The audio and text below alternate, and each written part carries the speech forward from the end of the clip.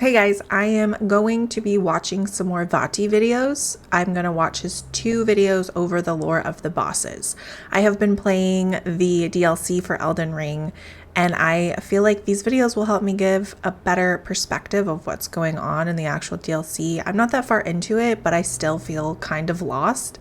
But I'm absolutely loving it, even if I suck at playing it. I freaking love it. So, anyway, we're gonna watch these. I'm gonna learn some more. So, let's get to it. Many of Elden Ring's bosses serve Marika's Golden Order in some shape or form, whether they're loyal to it or enslaved by it. So let's discuss all of these bosses, starting at a time before Order had even come to the lands between. To the north are mountaintops of the Giants, a name that makes it abundantly clear just who dominated this region of the world. However, it was not always this way. According to the Borealis' mist incantation, the ice dragons were once lords of the mountaintops long ago, until they were defeated by the fire giants and chased from the peak. And perched upon this peak stands an enormous forge. Interestingly, the chain rings of this forge depict dragons, which might be a reference to the dragons that once dwelt here. Or serpents. While I don't think we can say for sure who built this forge, the art of smithing is said to have originated among the giants, and the craft was even once considered divine. So, it seems likely that at the very least, they made good use of this fire.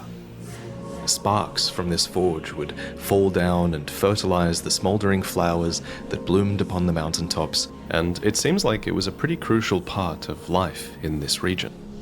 The most ancient giants here were called fire giants, and according to the Burn o' Flame incantation, they have long held a solitary curse to serve as keepers of the flame for eternity. Now, traditionally in FromSoftware games, curses are the domain of the gods, and indeed, the fire giants are cited to have borrowed power from one such god, who is represented here by a single large red eye. This god is called a god of the flame, and it's believed to be able to inhabit fire itself, as well as the bodies of the fire giants who worshipped it. The giants shared borders with the astrologers, who, according to their legendary Sword of Night and Flame, established themselves in the mountaintops and considered the fire giants their neighbors. The relationship here is implied to be friendly, even collaborative, maybe, as the sword does combine the power of both flame and the power of the primeval current that's glimpsed within the night sky. The sword would go on to become a treasure of the Carian royal family, and the Carians themselves are likely descendants of the astrologers. Generations later, these Carian royals would call upon their old giant allies for aid, but we'll get to that in a moment. The fire giants also had another neighbor, with whom relations were not so amicable. Further down the mountains, just past the Forbidden Lands, roamed the Knights of Zamor. According to their armor, these long-lived warriors, clad in biting, freezing winds, are said to have been the mortal enemies of the fire giants since time immemorial. According to their weaponry, these beings were devoted to winter itself, and had weapons styled after icy winds and bodies that were cloaked in swirling ice storms. It makes good sense that such cold beings would be natural mortal enemies of the fire giants, and they commonly did challenge their larger rivals. Makes but sense. it seems like their true chance Maybe they like came dragons when Queen Marika waged war against the fire giants, and the Knights of Zamor gladly joined her offensive. They earned great renown amongst the Order of the Erdtree, and many ancient heroes of Zamor became hailed as heroes, as the fire giants were largely wiped from the face of the earth after this war. Now, up until now, I've resisted calling the giants evil, but the reality is that in pretty much every item description, their god is described as a fell god, and the giant's flame is a flame of ruin. And to be fair, their god doesn't seem like a super nice guy. I mean, it only really opens its eye when the fire giant boss sacrifices a leg, which is pretty metal. But I'm sort of giving them the benefit of the doubt because I think it's pretty clear who's writing the history about this fell god here. The many mentions of this god as evil clearly come about because fire itself was just this extremely taboo topic during Marika's Age of the Erdtree. And it's not just Giant's Flame items that mention this. Fire in general was prohibited to those who served the Erdtree, which was a pretty smart defensive measure, especially considering that many rival outer gods also have a flame of their own. The Formless Mother has Blood Flame, the Three Fingers have Frenzied Flame, the outer god of death has Ghost Flame, but Giant's Flame in particular was capable of burning the Erdtree, and that is a fact that clearly inspired the inevitable war with the giants. So the giants were deemed mortal enemies of the Erdtree, and they allegedly desolated nature, triggered avalanches, and whipped up storms of flame with their roars. Clearly those who served the Erdtree were afraid, and perhaps rightfully so. And so, led by Lord Godfrey, the forces of the Erdtree went to war. The fire giants borrowed from the power of the fell god to fight against the Erdtree, but were defeated nonetheless.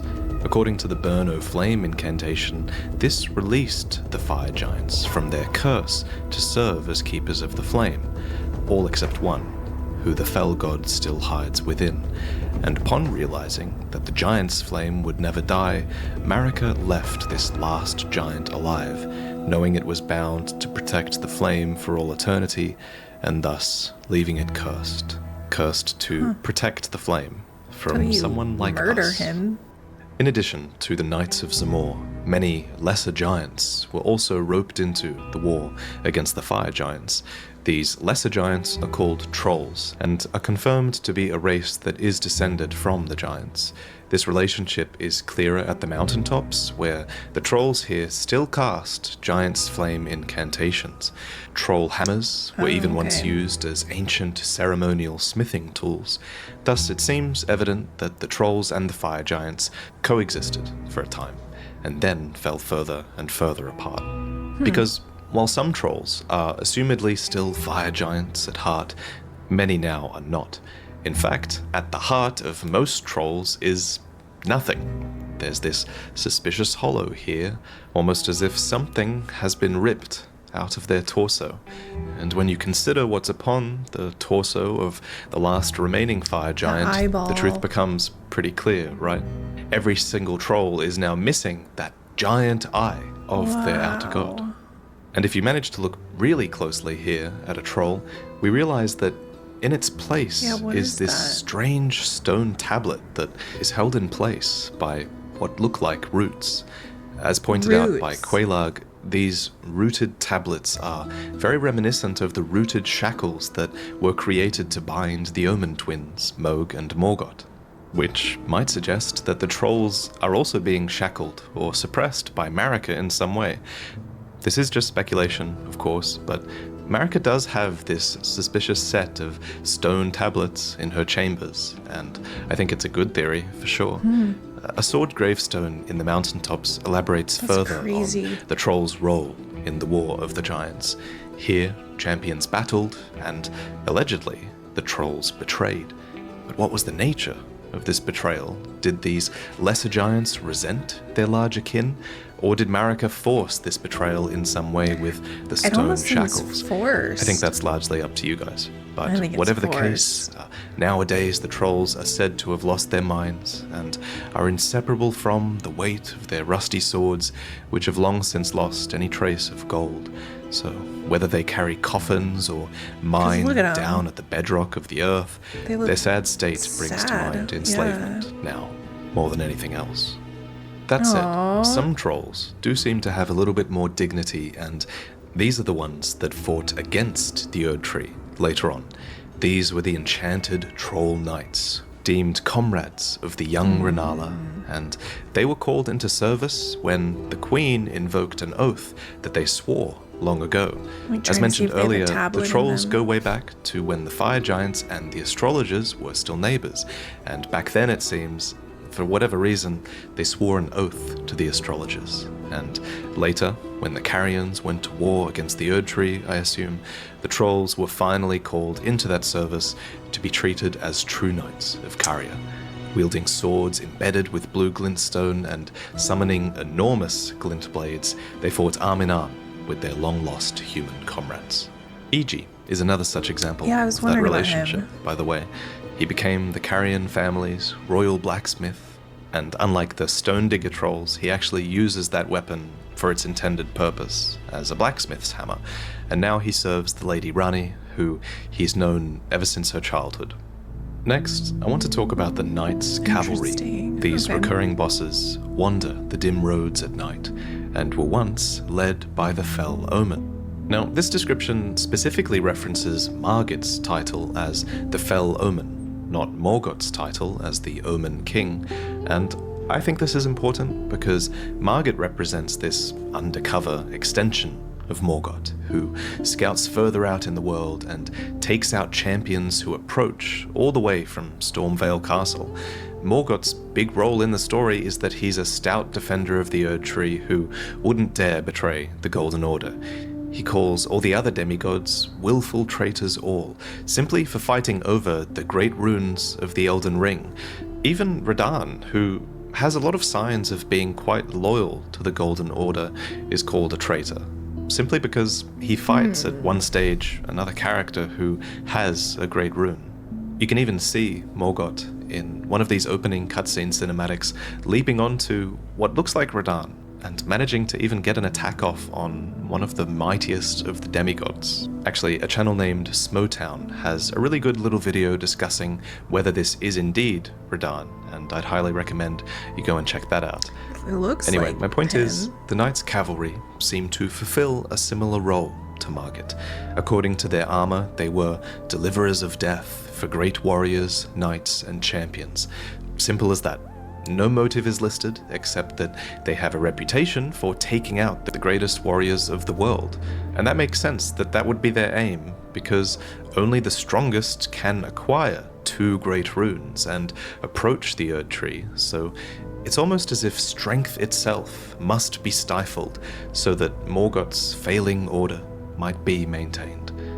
As for why Margit defends Stormvale, I like to think that he's fighting here because he recognizes that Godric is the weakest of the demigods, who yet remains, so he's bolstering his strength in that sense and trying to maintain this unsteady stalemate.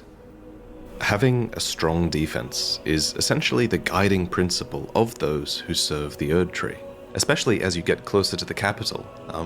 There are numerous examples of this. The soldiers of Leyndell fight their battles defensively.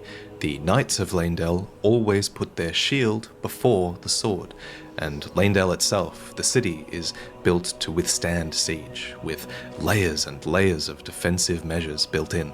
And the protective standard to which all defenders of the Erdtree aspire is that of the Tree Sentinels, whose order became the living rampart of the Erdtree, embellished with golden tree-crested armor and shields that can retaliate with bolts of light. They turn defense into offense, and that's the idea in Leyndell. Defense is the best offense, and the way this idea is presented is just such beautiful storytelling.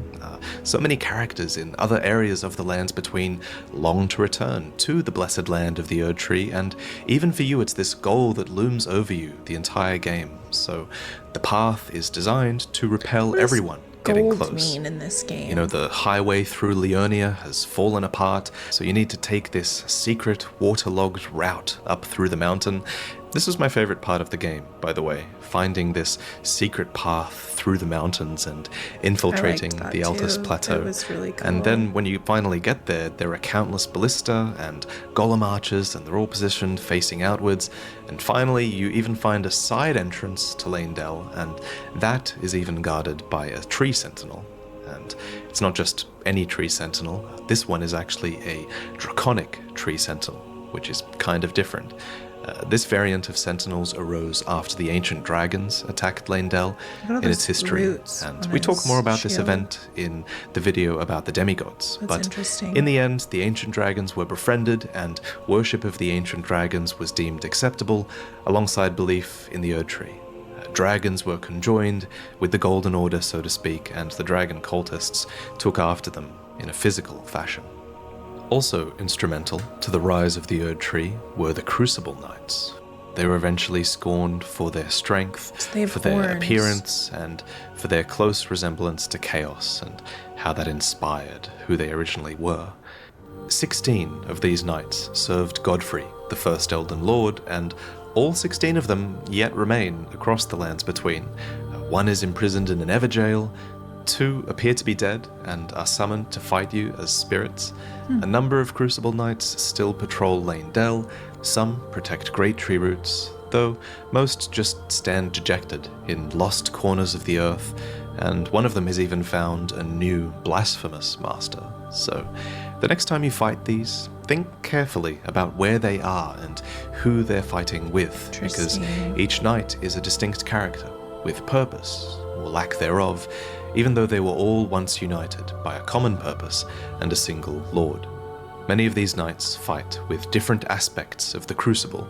Some fight with wings, some with horns, fire, and tail, but what they all have in common is their mastery of their Lord Godfrey's signature stomp attack, which breaks up the earth beneath their feet. This is such a cool homage to Godfrey. You know, knowing the lore is great. It definitely makes dying to it feel a little bit better, right? Does it? Anyway, Does it? I think it's important to remember that Godfrey and his Crucible Knights existed in an age before the Erdtrees, an age with the Great Tree in its primordial form, back when there was this red-tinted crucible of life, and these were warriors who drew power from its chaos. Eventually, however, they were brought on board with order, which is best exemplified by Godfrey being tamed by the Beast Regent upon his back.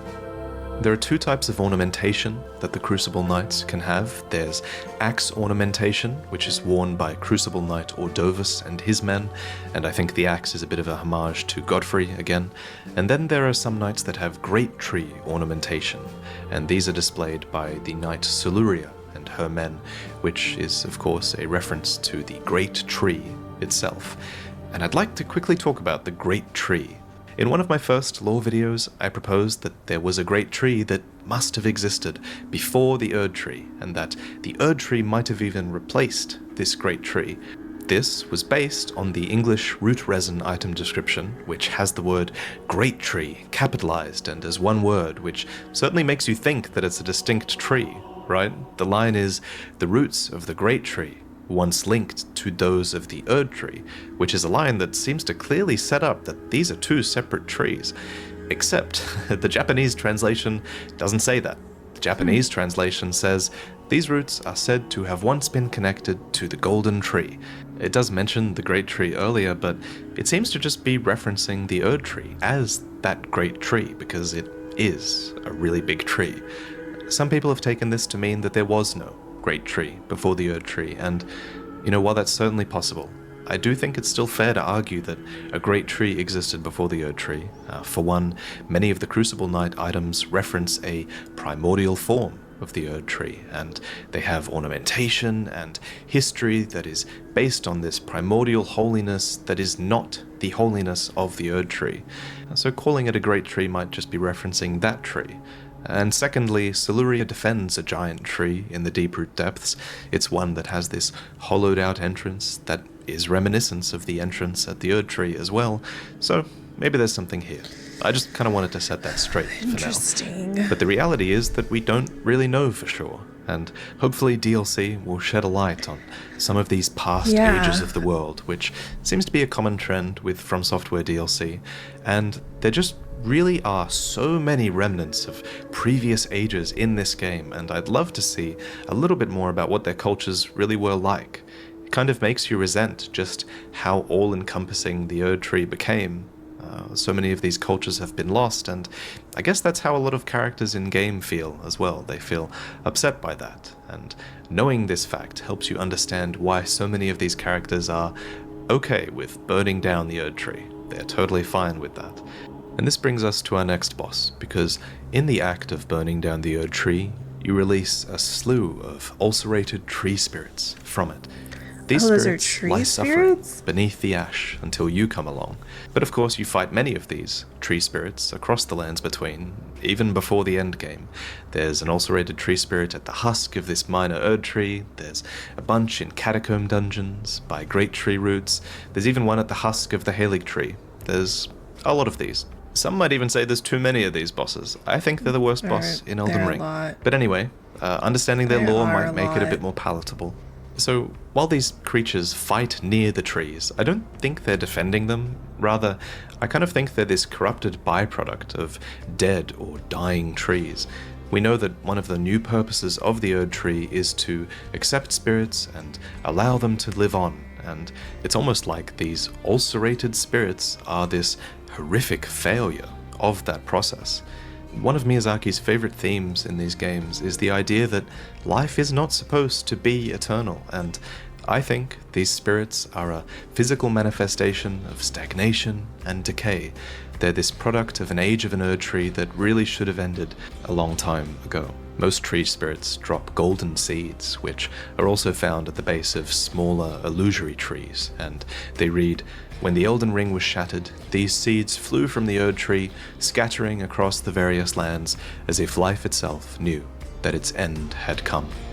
A talisman also goes on to say, "The Erdtree was once perfect and eternal, and thus it was believed that Erdtree seeds could not exist." Oh. This was back when there was an age of plenty, when blessings literally dripped from the boughs of the Erdtree like sap. And the Erdtree's warm light healed those who bathed in its rays. The Erdtree flourished with abundance, yet it was only for a fleeting moment. Such is the course of all life. Then the leaves began to fall, and as you know from the introduction and the endings, the fallen leaves tell a story. The story is that the Erdtree was withering. Scattered across the lands between are minor Erdtrees, where you go to collect crystal tears. Basins were placed at the feet of minor Erdtrees in order to collect these tears, though in some cases these tears are dropped by Erdtree avatars instead.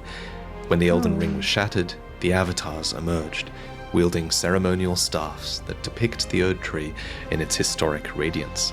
These creatures are the will of the dying Erdtree, made manifest, I think.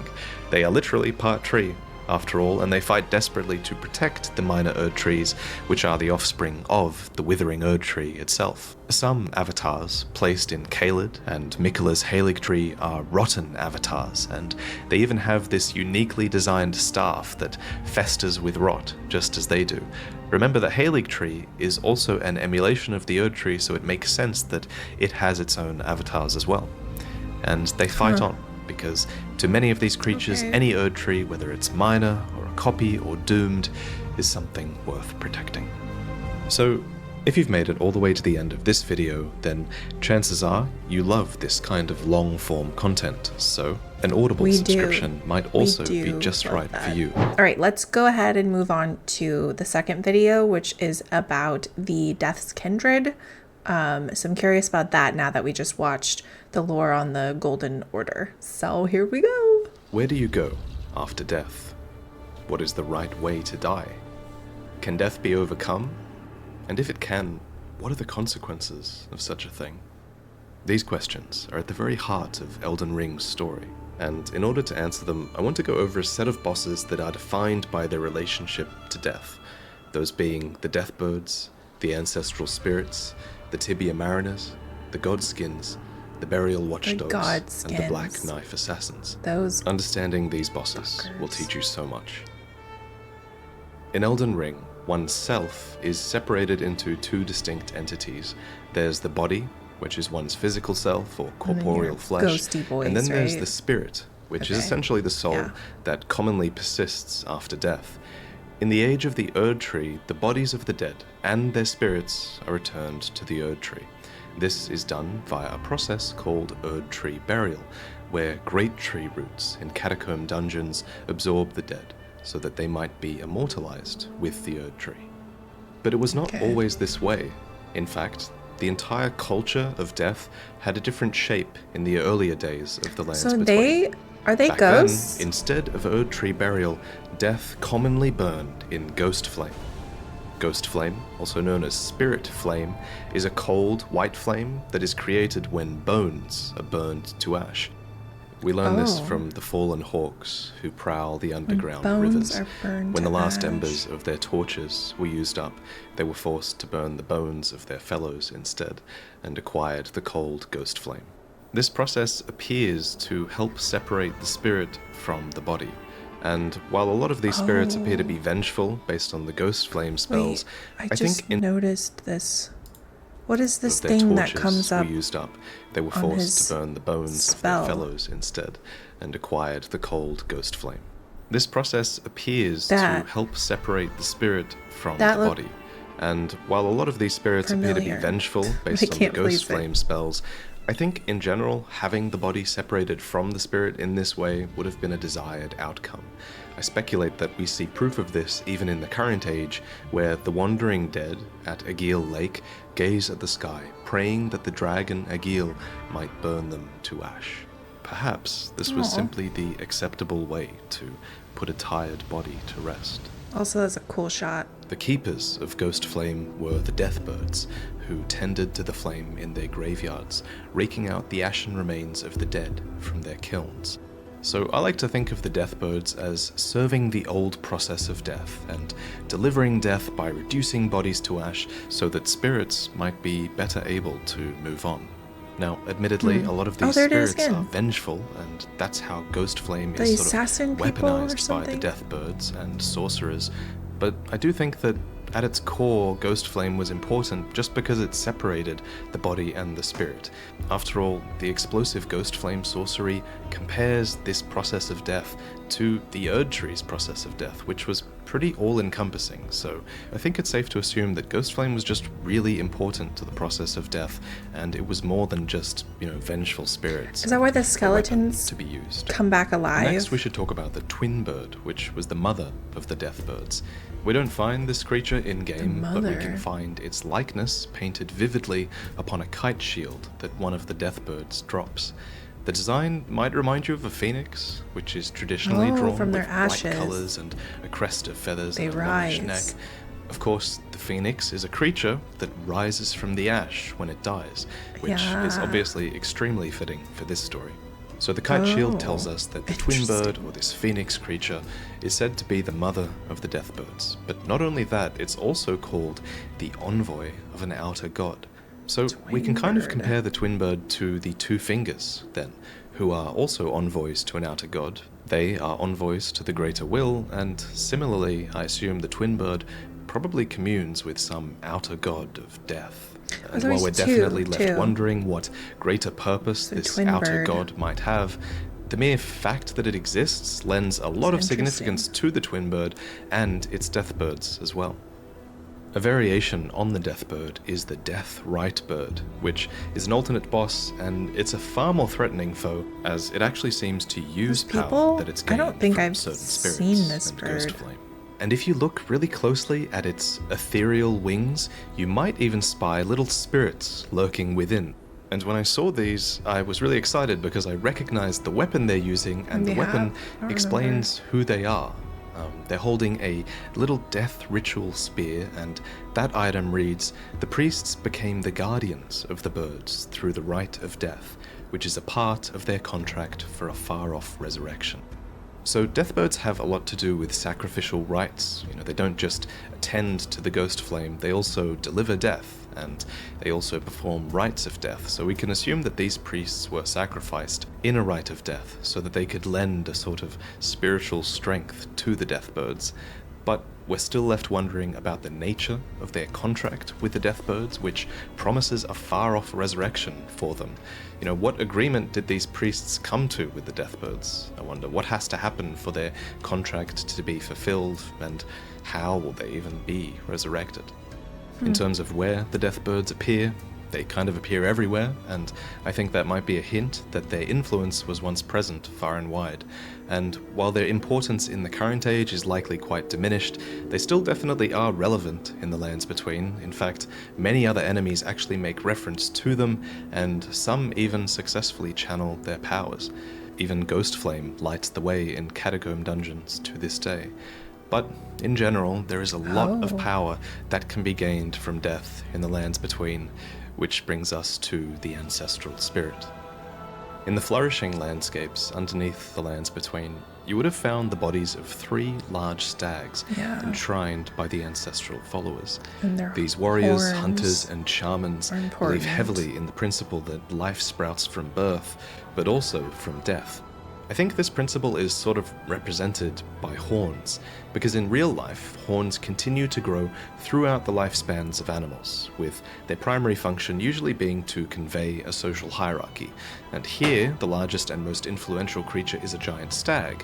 And in the world of Elden Ring, since life continues after death, it makes sense then that this creature's antlers continue to bud and grow even after its death. Oh, I didn't know that. We learn this from defeating the regal ancestor spirit and looking at the horn of this fallen king. New growths bud, glowing with light. Thus does new life grow from death, and from death one obtains power. Long-lived beasts like this are worshipped by the ancestral followers, a race of beings who keep their distance from the Erdtree and are just content to await new buds and new growth. If a being does not show signs of budding horns or new growth, then they are sacrificed with an axe called the Winged Greathorn. Interestingly, the twin blades of this sacrificial axe are called Envoy's Wings, which might be a reference to the twin bird we mentioned earlier, which was also a winged envoy. According to the horn charm talismans, the ancestral spirits specifically arise from long-lived beasts, and I think this touches on another commonly repeated theme in Elden Ring, which is that there are benefits to living life to its fullest potential. To quote some more Deathbird items, the most glorious end awaits those who cling tenaciously to life, and it is important to render up a death worth offering. Those who lived a heroic life were even able to go on and see a unique version of grace in the afterlife.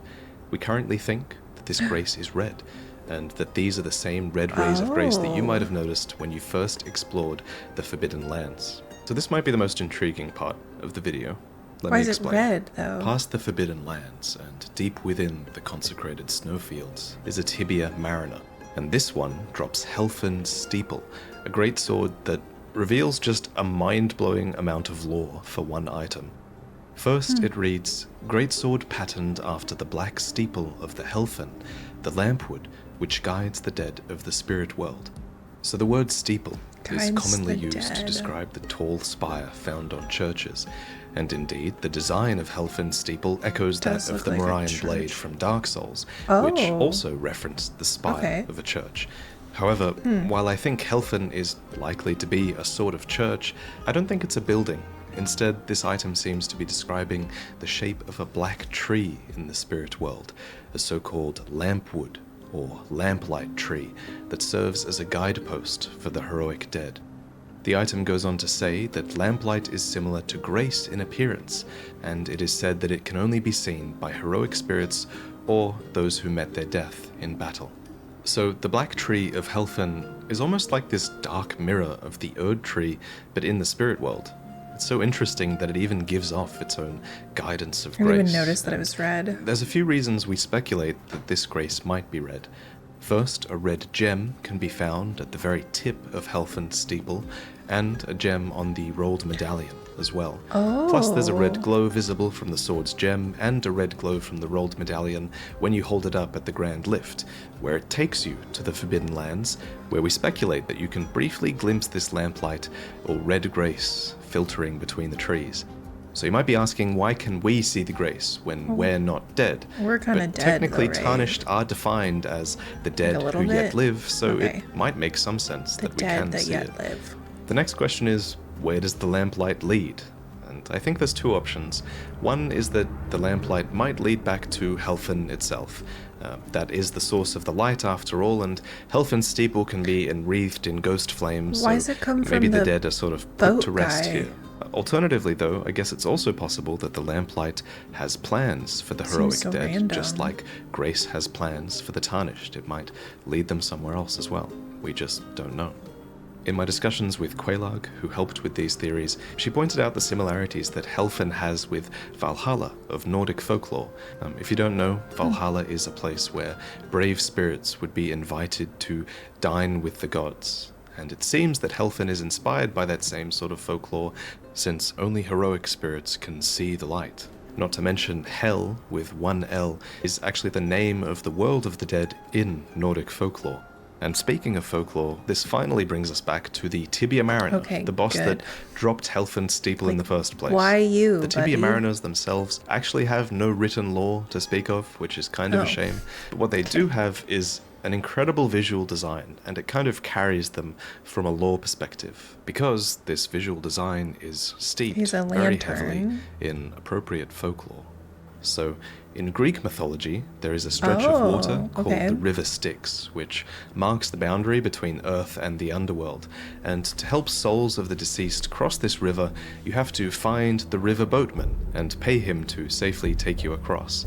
Just so, I kind of imagine the dead in Elden Ring are being drawn to the Tibia Mariner in a similar fashion. You know, he has a purple lantern and a loud horn, and he might offer a similar sort of guidance to the underworld. There is one spell that references this boss briefly. It's Tibia's summons, and it says, "For time immemorial, the dead have been those who are lost, and require guidance and leadership." Suffice to say, death was a very important facet of life in the Lands Between, even for the gods at one point. Which brings us to the godskins, an order of apostles that were born to deliver destined deaths to the gods long ago.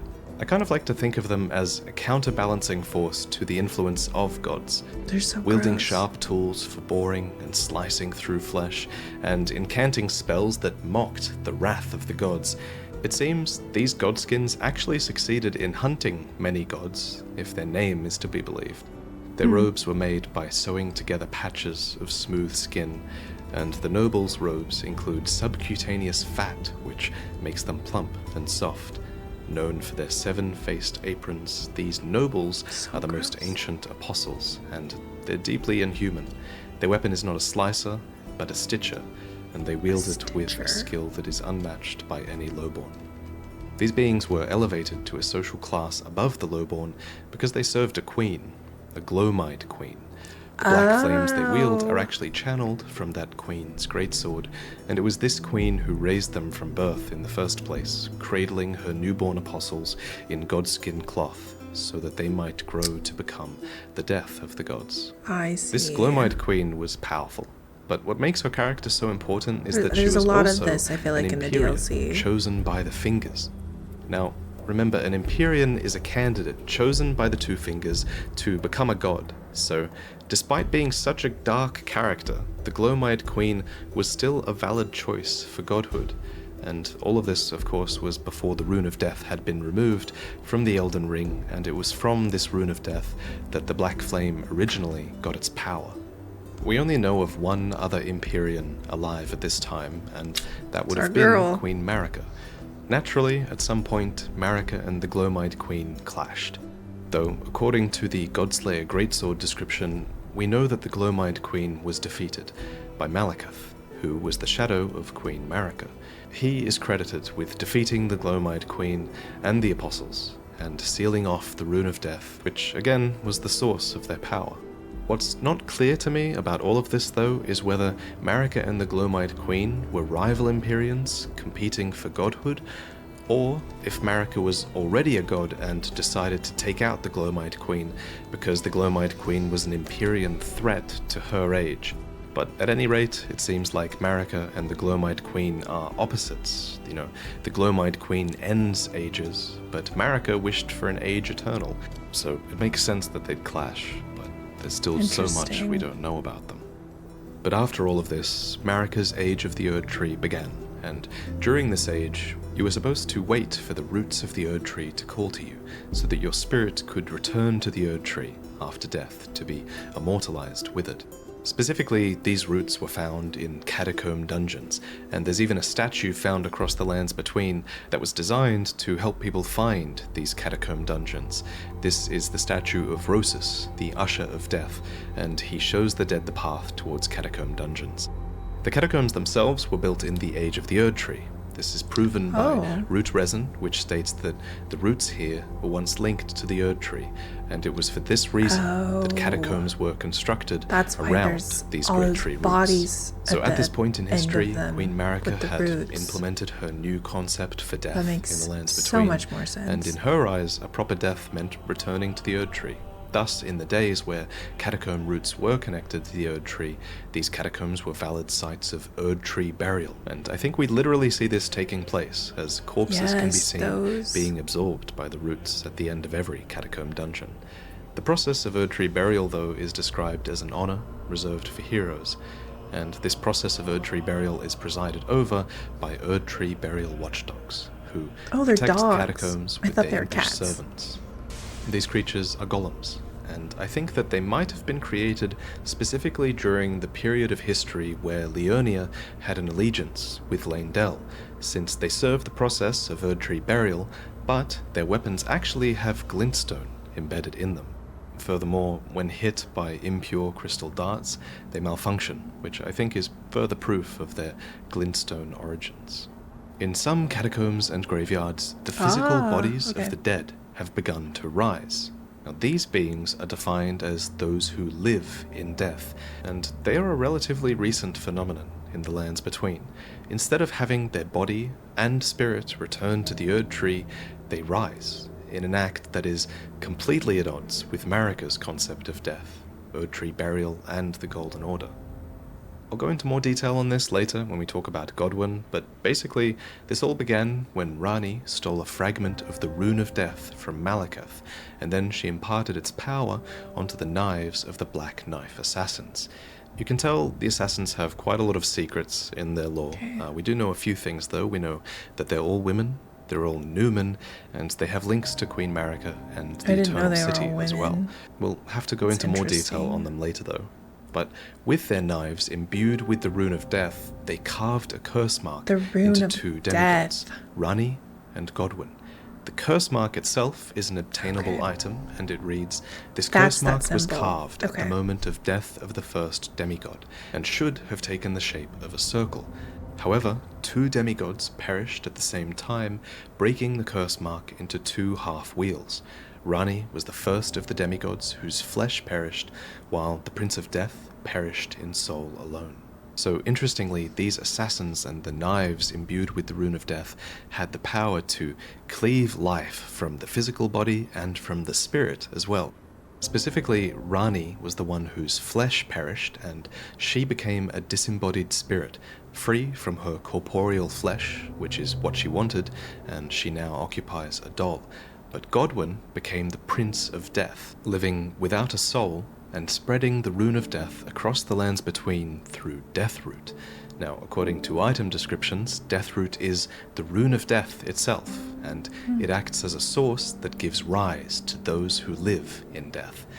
Now, what I find really interesting is the fact that this Rune of Death that is embodied by Deathroot and those who live in death, it clearly has aspects of both death and life as well, which makes sense based on what you should have learned from this episode, right? Because death isn't just the end, it's life as well. So it makes sense that those who live in death would have aspects of death and life, all contained in these beings that were brought to life, in a sense, by the Rune of Death. And while those who live in death are a bit unnatural because they do come from this fragmented Rune of Death, this half of a curse mark, they still have life in death, and so you can argue that they still have a right to life. And in fact, that's entirely what one of the endings is about, at least how I understand it, and I'll try to explore it more thoroughly later on. These beings are persecuted and hunted down by fundamentalists of the Golden Order, and whether these fundamentalists are truly serving the fundamentals of order in the first place is just a topic that is very interesting to explore. So, in conclusion, maybe it shouldn't be a sin to live in death. After all, to quote Fia, "In death there is only peace, for in death there can be no sensation." Once again, I am absolutely blown away by all of these things that I'm learning. And it's also really cool because now going into the DLC, a lot of these things that have been talked about are so spot on and have aged so well.